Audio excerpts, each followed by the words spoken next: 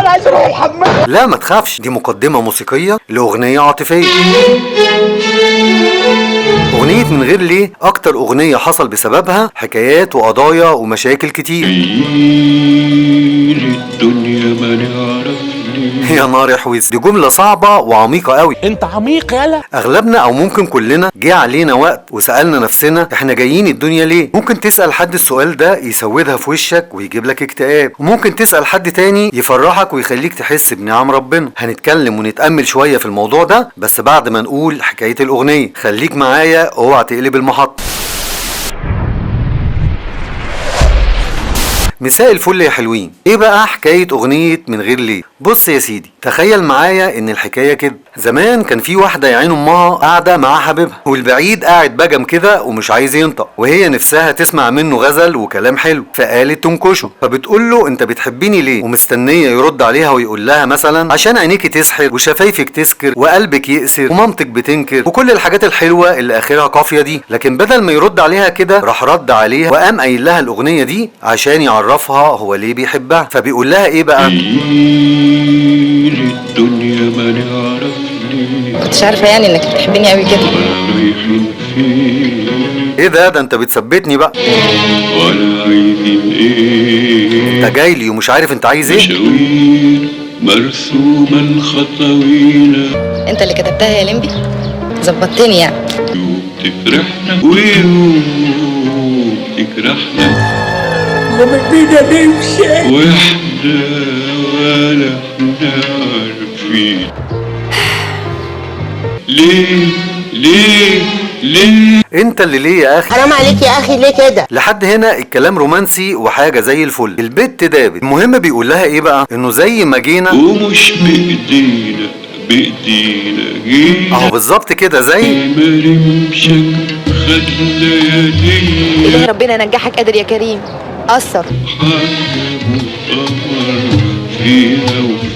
وهنا عايز يقول لها ان الانسان مسير مش مخير، يعني هو محكوم عليه بحبها. ودي حاجه حلوه ولا حاجه وحشه؟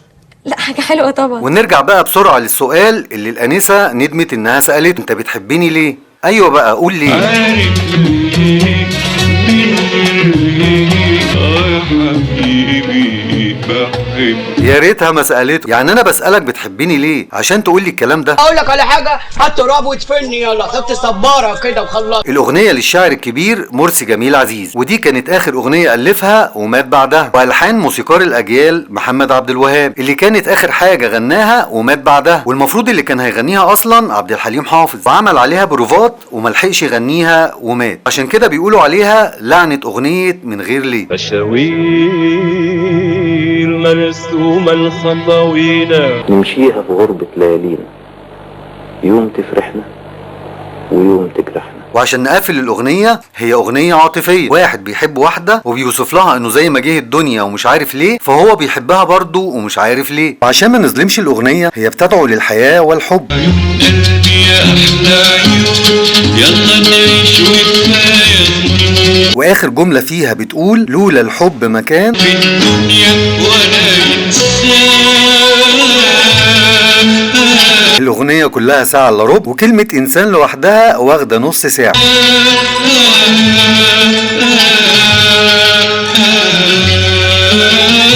سيبك بقى من الاغنيه وتعالى نفكر شويه في حكايه جايين الدنيا ما نعرف ليه. اغلبنا في مرحله ما اكيد فكر في الموضوع ده، اللي هو فعلا احنا جايين الدنيا ليه. السؤال ده سالته لاتنين اصحابي. الاولاني رحت له في مره وانا متضايق ومضغوط، وبقول له الواحد تعبان ومخنوق، انا مش عارف يا اخي احنا جينا الدنيا ليه، عشان يقول لي مثلا دي فتره وهتعدي والدنيا حلوه والكلام اللي يهدي الواحد ده. فقال لي كل شويه هتقول لي انا تعبان اكتر منك. وقال لي تعالى بقى اقول لك احنا جايين الدنيا ليه، وتعالى نبتديها من اول ما سعادتك شرفت. سعادتك بتيجي الدنيا من غير ما حد ياخد رايك، تحب تيجي ولا ما تجيش. بابا وماما نفسهم يجيبوا ولد او بنت، طب يلا بينا وهو حضرتك جيت. لا بتختار شكلك ولا عقلك ولا شخصيتك ولا بيتك ولا عيلتك ولا البلد اللي هتتولد فيها، ولا حتى بتصختار اسمك. انت بتيجي وبتلاقي كل حاجه هي كده. الانسان اول ما بيتولد بيصرخ ويبكي. اوعى تقول لي انا كنت نازل بضحك، انت نازل بتعيط ووالدتك بتصوت ووالدك شايل التيم بره. عشان كده بيقولوا لك كان يوم اسود يوم ما جيت كان يوم اسود يوم ما جيت. ويعيش طفولته بيتقال له على كل حاجه بيعملها كخ وغلط وعيب. يكبر شويه يلاقي حضانه ومدرسه وجامعه، واغلب الوقت خايف من الزعيق واحيانا الضرب. يا وغد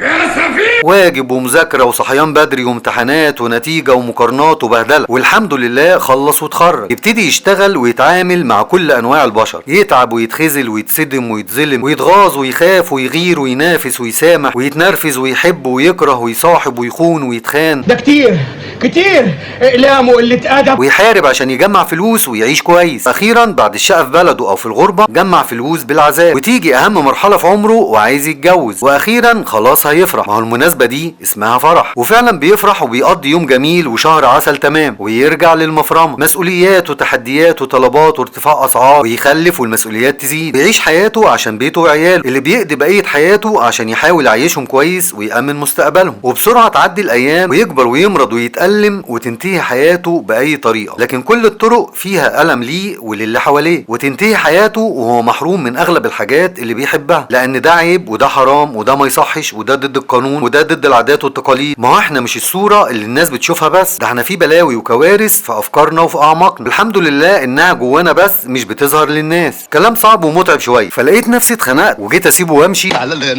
النهارده عندنا ببخ. فقال لي الفيلسوف سينكا بيقول الانسان اناء يمكن لاي اهتزاز او حركه ان تكسره، جسد ضعيف وهش وعرضه لجميع اهانات القدر. يا نهار يحوز، طب ليه كده يا دنيا؟ يا دنيا يلي مشايلانا هموم تقال. يعني ما تستغربش لما تلاقي الناس ماشيه تايهه وبتكلم نفسها. متشكرين على كل حال. طيب متشكرين يا دنيا. متشكرين على الجرح على الخوف على الألم. متشكرين يا دنيا. دنيا سمير غانم، يعني اصل الاغنيه حلوه. على هم اتقل من الجبال.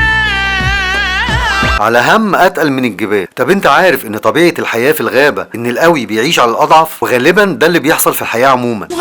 كفايه بقى يا اخي، انت ما بتحسش. ومشيت وانا كارهه وكاره نفسي وكاره الدنيا. المهم سبته ورحت لصاحبي التاني وبرضه سالته احنا جايين الدنيا ليه، فقال لي ان مع كل الحاجات الصعبه اللي فاتت اللي احنا مش فاهمينها دي، لكن كلنا اختبرنا رحمه ربنا ومحبته وكرمه في حياتنا. وقال لي المشكله ان احنا في الاوقات الصعبه بننسى كل الحاجات الحلوه والنعم اللي في حياتنا. يعني مثلا وجودك في الدنيا اصلا، وطريقه ولادتك معجزه، تكوينك وشخصيتك الفريده معجزه، الهواء اللي بتتنفسه معجزه. طب انت عارف كم المخاطر اللي ربنا حفظك منها، سواء اللي تعرفها او اللي ما تعرفهاش؟ طب انت عارف ان اولادك اللي بتشتكي منهم دول نعمه ناس كتير بتتمناها؟ طب انت عارف ان كل اللي عندك حلم كبير لناس كتير؟ صحتك وبيتك وشغلك وقرايبك واصحابك، حتى مشاكلك مهما كانت كبيره هتلاقي ربنا مديلك قوه وصبر تقدر تتحملها لحد ما تعدي. لما تكون تعبان ومخنوق اطلع للطبيعه اللي ربنا خلقها عشانك، اقعد على البحر او النيل، امشي في الشوارع اتفرج على الشجر والطيور، هتنسى همومك وتقول سبحان الله اللي خلق كل حاجه جميله. اللي عايز اقوله ان في شخص بعد ما تقعد معاه بتمشي وانت متشائم وكاره حياتك، وشخص تاني بعد ما بتقعد معاه بتمشي وانت فرحان ومتفائل وحابب حياتك. الاتنين ممكن يقولوا لك حقائق، بس المهم هو عايشها وشايفها وبيوصلها لك ازاي. شوف انت بتتكلم مع مين ومصاحب مين وبتاخد معلوماتك وبتتعلم من مين وقدوتك مين، وانت كمان ليك دور في انك تشوف الحياه ازاي. كل اللي بتسمعه وبتشوفه ومالي تفكيرك هو اللي هتعيشه وتحس بيه. كلنا ممكن يجي علينا وقت ونقع، المهم نقوم بسرعة وما نديش حد فرصة يبوظ دماغنا، لكن احنا مش هنقعد نمرمخ نفسنا في التين عشان احنا مش خنازير، احنا بني ادمين. شكرا. طبعا كلام يوسف صح، ان كلنا ممكن يجي لنا وقت ونقع، لكن المهم نقوم بسرعة وما نديش فرصة لحد يبوظ دماغنا. اوقات فعلا بنحس ان الحياة صعبة ومتعبة، وكل واحد جواه شايل شيلة ممكن غيره ما يقدرش يشيلها، لكن المهم احنا بنشوفها ازاي وبنعيشها ازاي. كل واحد بيشوف ويحكم على الامور من خلال نظرته وشخصيته واللي بيكرره وبيتعود عليه. وحتى لو الحياة فيها حاجات متعبة ما ننساش ان في اوقات كتير بنفرح فيها وبنحس بالسعادة. يعني نحاول ننبسط في اللحظة اللي احنا فيها دلوقتي، وان الراحة والامان في القرب من ربنا، لان هو اللي عنده العدل والرحمة. وخلي عندك دايما هدف في الحياة، ولما توصل له حدد هدف تاني ووصل له وحدد اللي بعده، وهكذا. وطول ما عندنا اهداف وبنحاول نحققها مش هنقول ابدا جايين الدنيا ما نعرف ليه. في الاخر عايز اقول ان من حق كل واحد يفكر، لكن ما ننساش ان عقلنا محدود ومش هنقدر نستوعب حكمة ربنا. يا ما وقعنا في الطريق ونقوم، ما تنساش بقى تشترك في القناة، لا حزن كان بيدوم ولا جرح بيطول، عشان تشوف الحلقات اللي جاية وتخني خطوة امشي خطوة كمان، وبقى اتفرج على الحلقات اللي فاتت. سلام. ألقى طريقي يبان اسهل من الاول.